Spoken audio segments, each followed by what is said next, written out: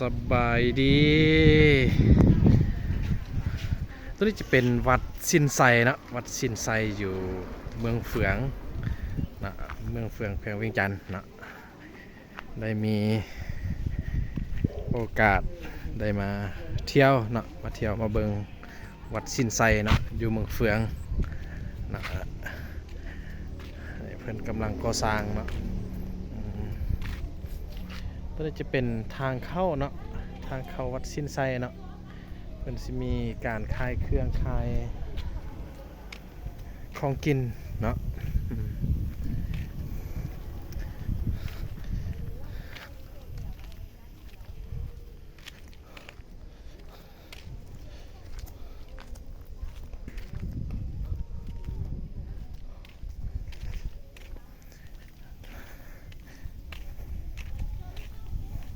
ทางขึ้นเนาะทางขึ้นวัดสินไซเนาะเมืองเฟืองเป็นเมืองหนึ่งเนาะของแขวงเวียงจันทน์ที่จะเป็นแหล่งท่องเที่ยวเนาะแหล่งท่องเที่ยวทางธรรมศาสตร์เนาะเดี๋ยวตัวนี้จะเป็นสถานที่พุทธศาสนาเนาะของชาวพุทธเนาะเห็นบ่เห็นโอ้งามเนาะ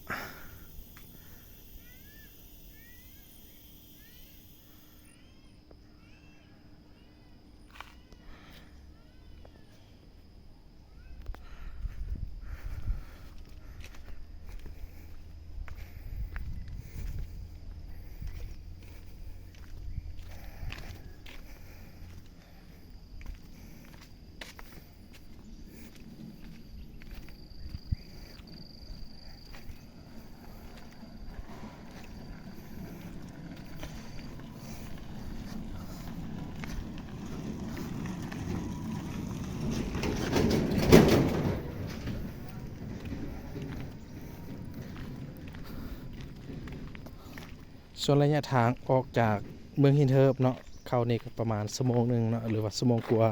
เนาะถ้าหากขี่รถซาเนาะไปฮอด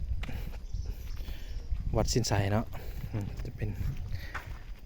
เพื่อนกำลังก่อสร้างเนาะอยู่ในนี้เนาะจะมีอาหารมีบ่อนจอดรถสะดวกสบายเนาะ